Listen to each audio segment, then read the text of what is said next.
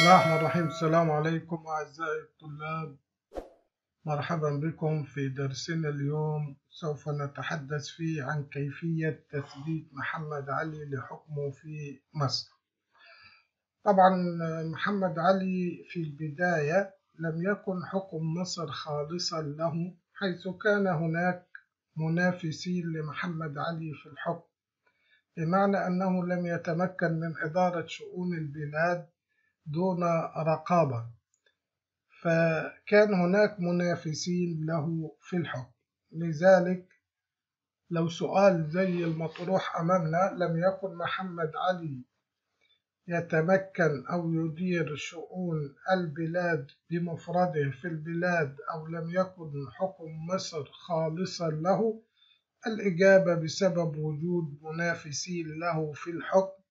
والمنافسين تمثلوا طبعا في عندنا العثمانيين والإنجليز والزعامة الشعبية والمماليك. يبقى هناك 4 قوى نافست محمد علي في الحكم، أو حالت دون انفراد محمد علي بالحكم في مصر. قلنا العثمانيين والإنجليز والمماليك والزعامة الشعبية، ونبدأ نتحدث عن موقف كل قوة من القوى اللي مطروحة أمامه. في البداية واجه محمد علي الخطر الإنجليزي والمملوكي والعثماني. لو طرحنا سؤال هنا، لم ترضخ إنجلترا ومعها المماليك لتولية محمد علي حكم مصر، بمعنى أن إنجلترا كانت رافضة لتولي محمد علي حكم مصر. إيه الدليل على ذلك؟ قام المماليك بمهاجمة القاهرة والجيزة، طبعا بتحريض بين الإنجليز، وتمكن محمد علي من صد هجمتهم وأعادهم إلى الصعيد. أيضا إنجلترا كانت طلبت من السلطان العثماني أنه يولي مصر أو ولاية مصر إلى محمد بك الألفي، أو حتى أي والي آخر دون محمد علي، خوفا على مصالحها في مصر. والسلطان رضخ للإنجليز لأنه كان يرغب أيضا في التخلص من محمد علي، وأصدر فرمان بنقل محمد علي إلى ولاية سالونيك سنة 1806.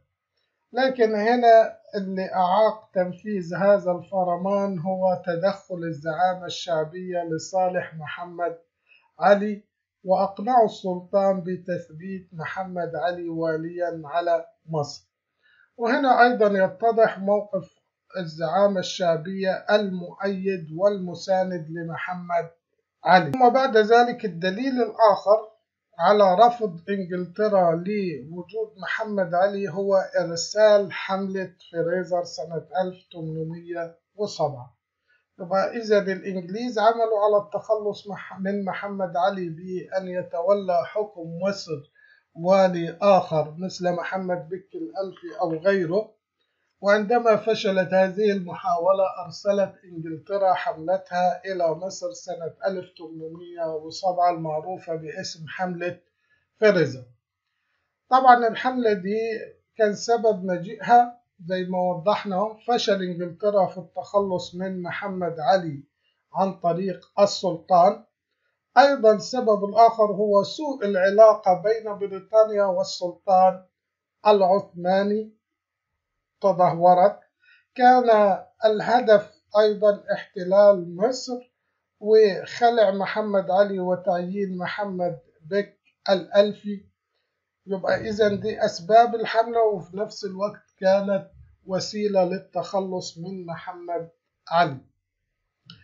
أما أحداث الحملة الإنجليزية، الحملة كانت نزلت في البداية إلى الإسكندرية ومنها إلى رشيد، لكن هنا كانت المفاجأة أنه محمد بك الألفي كان قد مات قبل وصول الحملة بشهرين.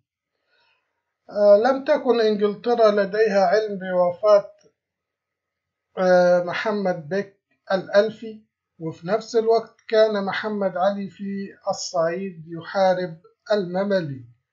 فهنا اللي تصدى أو وقع عبء مقاومة الحملة الإنجليزية على المقاومة الشعبية في رشيد والحمام. يعني الشعب هنا والزعامة الشعبية هي التي تصدت لحملة فريزر سنة 1807. هنا لو سألنا سؤال علل أو بما تفسر أو ما السبب لفشل حملة فريزر على مصر سنة 1807.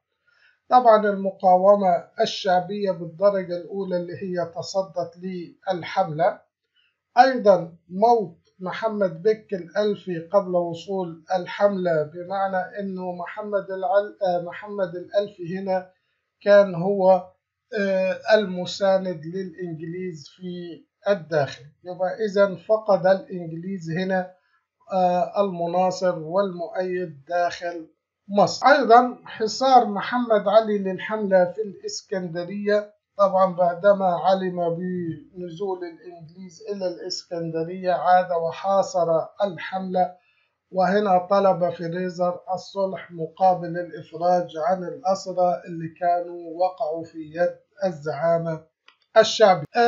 إذن الحملة فشلت. هنا ما النتائج المترتبة على انشغال محمد علي بمحاربة المماليك؟ الإجابة طبعا وقوع عبء النضال ومقاومة حملة فريزر على المصريين. أيضا النتائج اللي ترتبت على حملة فريزر بالنسبة أو على مصر، هنا توقيع الصلح بين محمد علي وفريزر قائد الحملة، فشل ورحيل الحملة عن مصر مقابل الإفراج عن الأسرى، وطبعا هنا نتيجة أخرى في صالح محمد علي أنه دخل الإسكندرية منتصر.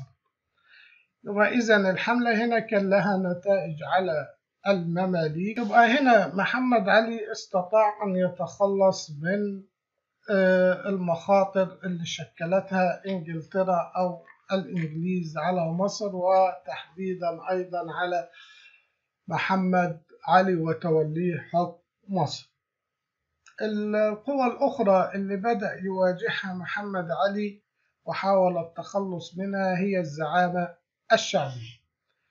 طبعا لماذا محمد علي حاول التخلص على الزعامة الشعبية ونفى هنا الزعيم السيد عمر مكرم إلى دمياط سنة 1807؟ احنا كنا عارفين انه الزعامة الشعبية كانت مؤيدة ومناصرة لمحمد علي في البداية، لكن لو نفتكر هنا كانت الزعامة الشعبية وضعت شرط على محمد علي انه لا يستطيع التصرف او فرض حتى ضرائب الا قبل الرجوع الى الزعامة الشعبية.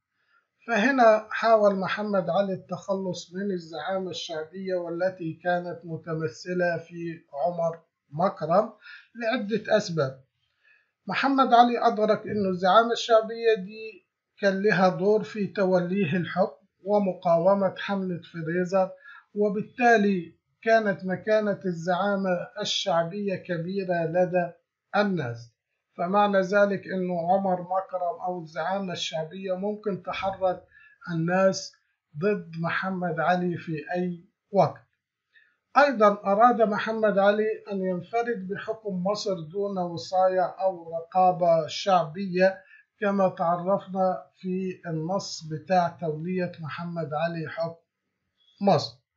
يبقى هنا تخلص من شروط الولاية، محاولة حكم مصر دون وصاية أو رقابة، وفي نفس الوقت رأى أنه الزعامة الشعبية وعمر مكرم أصبحوا لديهم مكانة كبيرة لدى الشعب. العوامل اللي ساعدت محمد علي أنه يتخلص من الزعامة الشعبية أو الوسائل اللي ساعدته في ذلك: انقسام القيادة الشعبية، صراع أيضا بين الزعامة الشعبية كان أحد الأسباب اللي مكنت محمد علي أنه يندس أو أنه يتخلص من عمر مكرم. استغل محمد علي ذلك وأراد أو زاد في الانقسام بين الزعامة الشعبية. يبقى هنا كان في انقسام بين الزعامة الشعبية وبعض الاختلافات على عمر مكرم. محمد علي استطاع أن يزيد هذا الانقسام. أيضا تعرض البلاد لأزمة اقتصادية سنة 1808، وهنا تدخل عمر مكرم ورفض الإجراءات التي اتخذها محمد علي، طبعا منها فرض الضرائب. وضح السياسة التي اتبعها محمد علي تجاه أزمة انخفاض مياه النيل. من ضمن الأزمة التي تعرضت لها البلاد وسوء الأحوال الاقتصادية انخفاض فيضان النيل، فطبعا هنا ارتفعت الأسعار وزادت الضرائب، فلجأ الناس وشكوا إلى الزعامة الشعبية والعلماء من كثرة الضرائب.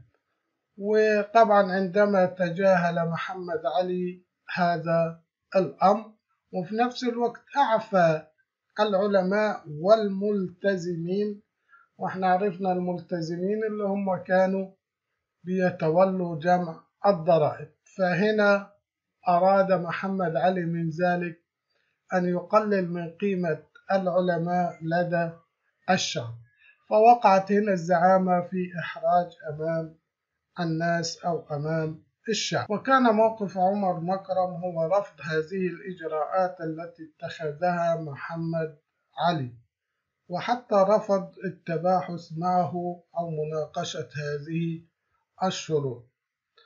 فكان من محمد علي أن انقلب على عمر مكرم، وهنا محمد علي خلع عمر مكرم من نقابة الإشراف ونفاه إلى دمياط، وعين بدلا منه الشيخ محمد السادات، والذي كان أداة طيعة في يد محمد علي، بمعنى أنه كان ينفذ كل ما يقوله محمد علي دون اعتراض. طبعا لو تخيلنا احنا الزعامة الشعبية لو ظلت هنا على وحدتها وقوتها، نلاحظ لما تمكن محمد علي من التخلص من الزعامة الشعبية وعلى رأسها عمر مكرم، لما انفرد محمد علي بحكم مصر وظلت الشروط التي فرضها العلماء عند توليه للحكم قائمة.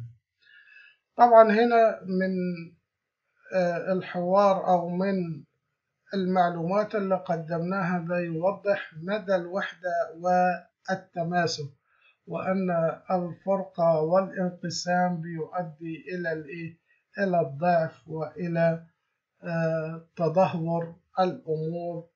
وبالتالي زي ما لاحظنا تمكن محمد علي من الإيقاع بين القوى أو الزعامة الشعبية، وتمكن من الانفراد بالحكم والتخلص من شروط الولاية.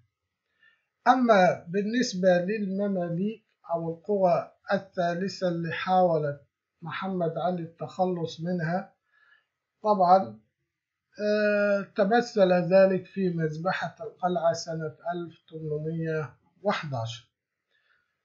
تعالوا نشوف كيف تخلص محمد علي من المماليك. طبعا محمد علي أغرى المماليك بترك الصعيد والإقامة في القاهرة، وكان الهدف أنه يكونوا تحت نظره وأمام عينه. وعندما السلطان العثماني من محمد علي التوجه إلى الحجاز للتخلص من الحركة الوهابية، هنا وجدها محمد علي فرصة للتخلص من المماليك الذين كانوا يعتبرون شوكة في ظهر محمد علي. فأقام حفلة بمناسبة خروج الجيش المصري بقيادة ابن طوسن إلى الحجاز، وهنا خلال هذا الحفلة تمكن محمد علي من القضاء على معظم المماليك، والباقي فر خارج البلاد. وكده تخلص أيضا من زعماء المماليك. طيب، ما النتائج التي ترتبت على مذبحة القلعة؟ التخلص من المماليك وانفراد محمد علي بالحكم نهائيا. بدأ محمد علي في بناء القوة الذاتية المنظمة. أيضا سياسة محمد علي في مصر كما نلاحظ مختلفة عن سياسة المماليك في حكم مصر. لماذا؟ طبعا لأنه محمد علي تأثر بالبيئة الأوروبية، وأنه قبل حتى توليه الحكم توليه مناصب عسكرية كان قد اشتغل في التجارة، ونشأته في هذه البيئة الأوروبية التجارية أثرت عليه في إدارة شؤون البلاد، وبالتالي أثرت على قراراته وإدارته للأمور السياسية. طبعا احنا هنا وصلنا إلى كيفية أو كيف تمكن محمد علي من الانفراد بحكم مصر والتخلص من منافسيه. وإن شاء الله الحصة القادمة سوف نتناول دور محمد علي في إدارة شؤون البلاد داخليا وخارجيا والنهضة بمصر. والسلام عليكم ورحمة الله وبركاته.